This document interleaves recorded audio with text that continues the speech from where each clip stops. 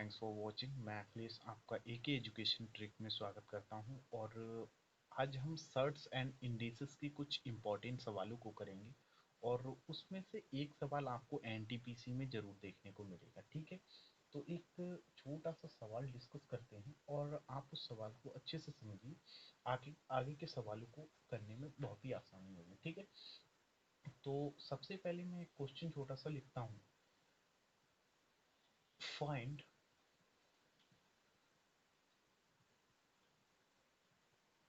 find the largest value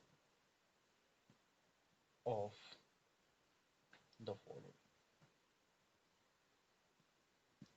Find the largest value of the following. मैं यहाँ पे कुछ नंबर्स लिखे हैं, कॉमा √2 कॉमा √3 इंटू 5 4।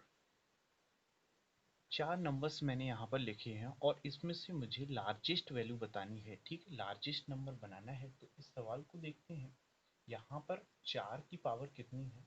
अगर केवल रूट है तो यहाँ पर 2 माना जाता है। ठीक है, तो जैसे हम इसको लिखते हैं तो इसका मतलब होता है 2 की पावर 1/2। ठीक है, ऐसे यहाँ पर अगर मैं ऐसे लिखता हूँ क्यूब रूट, तो 2 की पावर 1/3 होगी। ठीक है, तो यहाँ से हम 4 को लिख सकते हैं 1/3, 4 की पावर 1/3 कॉमा 2 की पावर 1/2 कॉमा 3 की पावर 1/6 कॉमा 5 की पावर 1/4। ठीक है, तो सबसे पहले हम क्या करेंगे, बेस पावर बेस डिफरेंट है, पावर सबकी सेम बनाएंगे। कैसे? सेम पावर बनाने के लिए मुझे पावर का एलसीएम लेना पड़ेगा। 3 2 4 6 का एलसीएम कितना होगा?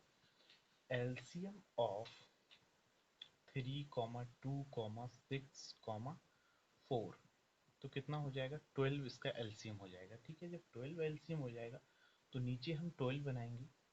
4 की पावर कितनी हो जाएगी? 4 से मल्टीप्लाई करेंगे ऊपर नीचे, तो 4/12 कॉमा यहाँ पर 2 की पावर हो जाएगी 6/12 और यहाँ पर 3 की पावर 2/12 और यहाँ पर 5 की पावर 3/12।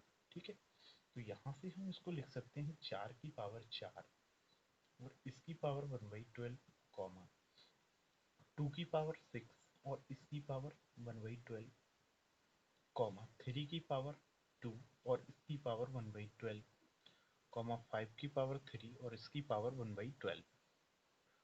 तो ये 4 की पावर 4 कितना हो जाएगा? 4 चौक 16, 16 चौकू 64, 64 चौकू 216 और इसकी पावर 1/12 कॉमा यहाँ से ये 2 की पावर 6 है तो ये हो जाएगा 64 की पावर 1/12 और यहाँ से 3 की पावर 2 है, 3 3 9 की पावर 1/12, 5 25 पंजे 125 की पावर कितनी? 1/12। तो यहाँ से हम देख पाए होंगे पावर सब में बराबर हो गई, तो सबसे लार्जेस्ट वैल्यू हम बता सकते हैं कौन सी? 216। ठीक है, पावर सबकी बराबर है तो बेस पर डिपेंड होगा संख्या। ये 216, 64, 9, 125, तो सबसे बड़ी संख्या ये है और इसका ही मतलब ये है। ठीक है, तो ये क्या होगी? सबसे लार्ज वैल्यू होगी, लार्जेस्ट। ठीक है, ये होगी लार्जेस्ट। तो आंसर हमारा कौन सा होगा? √3, सॉरी 4 क्यूब रूट्स आंसर होगा। और सबसे छोटी वैल्यू की बात करें तो ये, इसका मतलब ये। ठीक है, अब इसका एक शॉर्ट फंडा बताते हैं।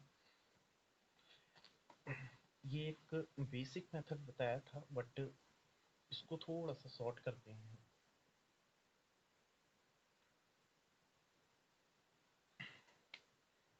यहाँ पर था 4 क्यूब रूट। ठीक है, तो सबसे पहले हमें क्या करना है, यहाँ पर 3 2 6 4 का एलसीएम लेना है। एलसीएम ऑफ 3 2 6 4 का कितना हो जाएगा? 12। तो 12 बनाना है, यहाँ पर भी, यहाँ पर भी, यहाँ पर। तो 3 में जितने से गुणा करेंगे उतनी ही 4 की पावर लगाएंगे। ठीक है, तो 3 चौक 12, तो यहाँ पर हो जाएगा ये 12 और यहाँ पर 4 की पावर कितनी? 4 कॉमा यहाँ पर कितना हो जाएगा? यहाँ 12 करने के लिए 6 से गुणा करेंगे तो 2 की पावर भी 6 लगाएंगे। यहाँ 3 की पावर उतनी ही लगाएंगे जितने से गुणा करेंगे, 6 दूनी 12, तो यहाँ पर 3 की पावर 2, यहाँ पर 4 तिया 12, सॉरी, तो पावर 3 होगी और यहाँ पर 12, ठीक है। तो ये हो जाएगा 4 चौक, ये वही हो गया 216 कॉमा 12, 2 की पावर 6 तो कितना हो जाएगा 64 कामा 3 3 9 12, और ये 12 हो गया करनी में पचम 125 हो जाएगा यहाँ पर, ठीक है।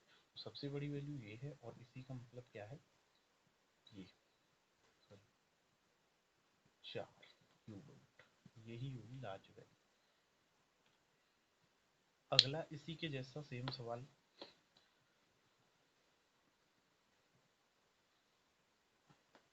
ठीक है। अब ऐसे सवाल है जैसे कि मैंने लिखा 7 की पावर 1/6 कॉमा 5 की पावर 1/4 कॉमा 3 की पावर 1/3 कॉमा 2 की पावर 1/2, ठीक है।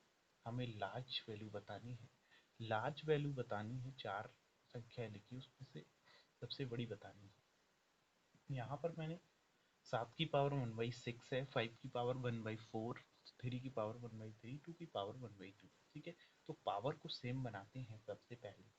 तो पावर को सेम बनाने के लिए 7 12 एलसीएम हो जाएगा, तो नीचे 12 बनाएंगे तो ये 12, ऊपर कितना 2, 5 की पावर कितना 3/12 इंटू यहाँ पर 4 से मल्टीप्लाई करोगे, 4 एकम 4 और 4 तियां 12, यहाँ पर 2 है और 6 से मल्टीप्लाई 6 एकम 6 6 दूनी 12, तो यहाँ से ये 7 की पावर 2 तो 7 सत्ते 49 और इसकी पावर कितनी 1/12 कॉमा 5 की पावर 3 पचम 25 पंजे 125, इसकी पावर कितनी 1/12, यहाँ 3 की पावर 4 है, 3 तियां 9 81 हो जाएगा और पावर 1/12, यहाँ 2 की पावर 6 है तो कितना 64 हो जाएगा और 1 ये होगा 12, ठीक है। तो यहाँ से हम बता सकते हैं क्या होगा, सबसे बड़ी संख्या कौन सी हमें दिखाई दे रही है, ये वाली, और इसका ही मतलब क्या है 5 की पावर 1/4, तो ये सबसे लार्जेस्ट वैल्यू होगी, ठीक है। सवाल में लार्जेस्ट पूछ सकता है, स्मॉलेस्ट भी पूछ सकता है, तो स्मॉलेस्ट कौन सी होगी, सबसे स्मॉलेस्ट वैल्यू ये होगी स्मॉलेस्ट, ठीक है। इसका मतलब है 7 की पावर 1/6, ये होगी स्मॉलेस्ट। हो सकता है आगे आरोही अवरोही क्रम में भी लिखवा सकता है, तो भी आप कर सकते हैं इस सवाल को, ठीक है। तो आप इसका स्क्रीनशॉट ले सकते हैं, चाहे नोट कर लीजिए। अगला सवाल है, अगली जैसे मैं लिखता हूँ सवाल 6/7 कॉमा 5/6 फ्रैक्शन है 7/8 कॉमा 4/5, ठीक है। ये कुछ फ्रैक्शन लिखे मैंने, 4 फ्रैक्शन लिखे हैं, इसमें मुझे बताना फाइंड द लार्जेस्ट फ्रैक्शन, ठीक है। लार्ज वैल्यू या लार्जेस्ट फ्रैक्शन मुझे बताना है, देखते हैं कैसे। सबसे पहले हम बात करते हैं अंश और हर की। अगर मैंने यहाँ पर लिखा x/y तो ये हो गया मेरा हर और इसको हम कहेंगे अंश, ठीक है। डिनोमिनेटर और नोमिनेटर इंग्लिश में कहते हैं। तो सबसे पहले हमें क्या करना है, अंश और हर का डिफरेंस कांस्टेंट बनाना है, जो डिफरेंस होगा कांस्टेंट बनाना है, ठीक है। तो 6 और 7 का डिफरेंस कितना है, यहाँ पर 6 और 7 का डिफरेंस कितना है 1 है, ठीक है। यहाँ पर 5 और 6 का डिफरेंस भी 1 है, यहाँ पर 7 8 का डिफरेंस 1 है, 4 और 5 का डिफरेंस भी 1 है, ठीक है। तो डिफरेंस कांस्टेंट है, जब डिफरेंस कांस्टेंट होगा तो फ्रैक्शन इक्वल उसी बेस में होंगे जिस बेस में उनके अंश रखे गए होंगे, ठीक है। तो अंश सबसे बड़े कोई भी फ्रैक्शन का सबसे बड़ा अंश किसका है, यहाँ पर 7/8 है, तो 7 सबसे बड़ा अंश है और यही फ्रैक्शन सबसे बड़ा फ्रैक्शन होगा, लार्जेस्ट फ्रैक्शन होगा, ठीक है। लार्जेस्ट फ्रैक्शन क्यों, क्योंकि इसका अंश सबसे बड़ा है, लार्जेस्ट फ्रैक्शन होगा। सबसे पहले डिफरेंस कांस्टेंट बनाते हैं, ठीक है। स्मॉलेस्ट देखना है तो ये सबसे स्मॉल हो जाएगा और इसी के अकॉर्डिंग आप असेंडिंग डिसेंडिंग ऑर्डर में भी इसको रख सकते हैं, ठीक है। अगला जैसे कि इसी तरह का कुछ सवाल होगा, जैसे हम बात करते हैं, एक सवाल लिखते हैं 2/7 कॉमा 1/3 कॉमा 5/6 कॉमा 3/4, ठीक है। तो ये हमने एक सवाल लिख दिया, यहाँ पर भी डिफरेंस हमें कांस्टेंट बनाना है। 7 और 2 का डिफरेंस कितना, अंश और हर का डिफरेंस निकालना है। 7 और 2 का डिफरेंस कितना होगा, 5 होगा। 3 और 1 का डिफरेंस 2 होगा। 6 और 5 का डिफरेंस 1 होगा। 4 और 3 का डिफरेंस भी 1 होगा। ठीक है, तो डिफरेंस कांस्टेंट बनाने के लिए 5 दूनी 10 एलसीएम लेना पड़ता है इन संख्याओं का। तो इनका एलसीएम कितना हो जाएगा, 10 इनका एलसीएम हो जाएगा। ठीक है, तो एलसीएम जब 10 है तो 10 हमें बनाना है डिफरेंस। तो यहाँ पर डिफरेंस कितना, 5 है। 10 बनाने के लिए 2 से मल्टीप्लाई करनी होगी, ऊपर भी नीचे भी। ठीक है, तो 2 से मल्टीप्लाई करेंगे तो ये हो जाएगा 2 दूनी 4 और 7 दूनी 14। ठीक है, तो यहाँ से 2 दूनी 4 और 7 दूनी 14, कॉमा यहाँ से 2 में 5 से मल्टीप्लाई करनी होगी, तो 5 एकम 5, 5 तियाँ 15, कॉमा यहाँ 10 से करेंगे तो 50/60, और यहाँ पर भी 10 से करेंगे तो 30/40। डिफरेंस कांस्टेंट हो चुका है, सबका 10-10 हो चुका है। ठीक है, तो अब हमें पता चल सकता है कौन सी लार्जेस्ट वैल्यू होगी। जो अंश जिसका सबसे बड़ा होगा वही फ्रैक्शन सबसे बड़ी होगी। 50 सबसे बड़ा अंश है, तो यही फ्रैक्शन सबसे बड़ी, और इसका मतलब ये, तो 5/6 ये सबसे बड़ी फ्रैक्शन होगी। ठीक है,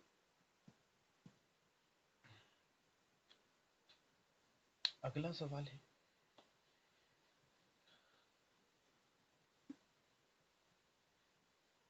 अगर आप क्वेश्चन समझ पाते हो तो प्लीज़ वीडियो को लाइक कर दीजिएगा। जैसे कि एक और सवाल हम लिखते हैं, उसमें हमें बताना है, रॉन्ग बताना, सॉरी राइट बताना है,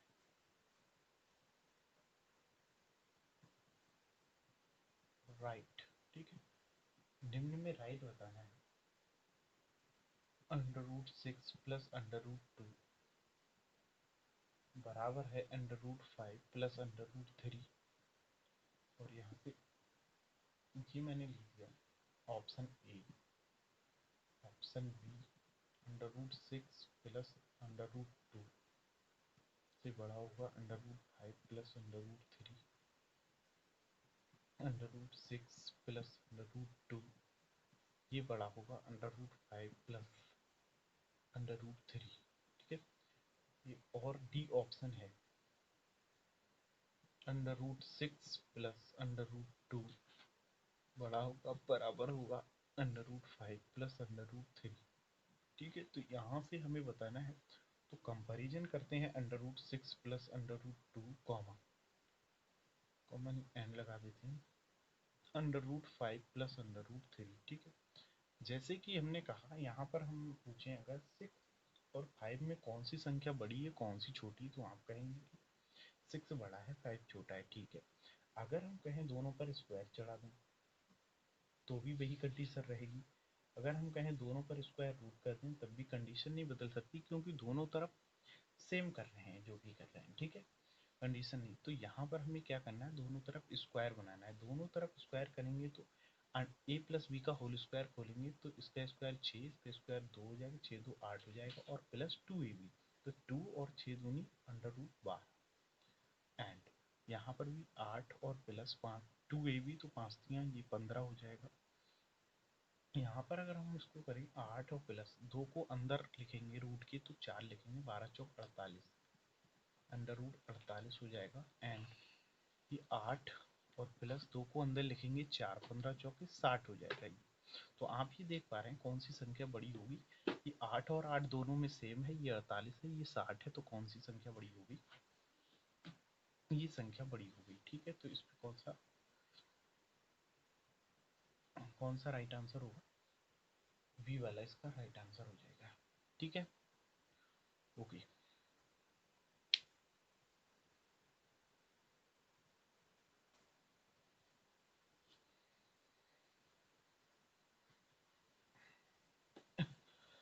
अगला question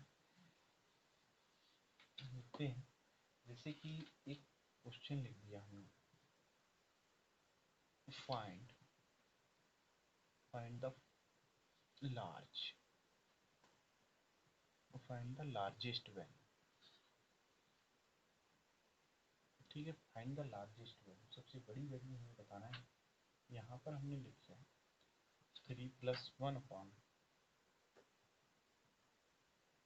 one upon under root 5 plus under root 2 comma 1 upon under root 6 plus 1।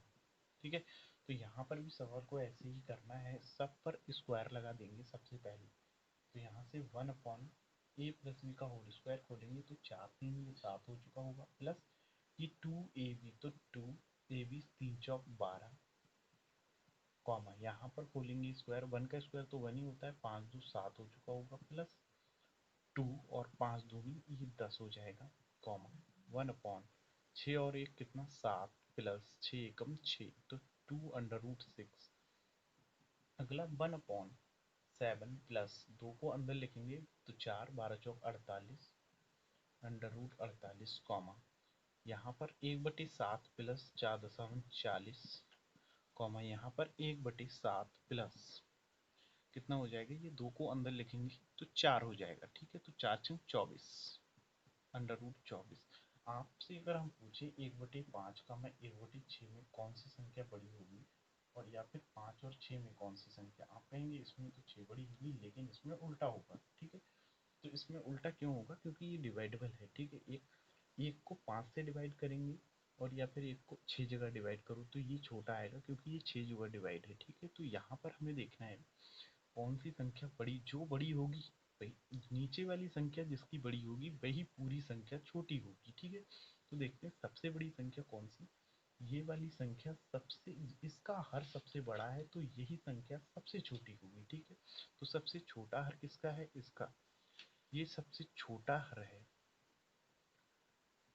सबसे छोटा हर होगा तो ये पूरी संख्या सबसे बड़ी होगी। ठीक है, और इसका ही मतलब क्या है, ये है। ठीक है, तो ये सवाल का आंसर होगा। अगर इसका ये हर सबसे छोटा है तो ये पूरी संख्या सबसे, हर सबसे बड़ा है तो पूरी संख्या सबसे छोटी होगी। ठीक है, तो ये होगी छोटी और इसका मतलब है ये, फिलहाल तो बड़ी पूछी गई थी तो ये आंसर है। ओके, तो यकीन है कि आपको ये क्वेश्चन अच्छे से समझ में आए होंगे। इस तरह का एक ना एक सवाल आपको एग्जाम्स में जरूर मिलेगा और मिल रहा होगा। ठीक है, तो थैंक्स फॉर वॉचिंग।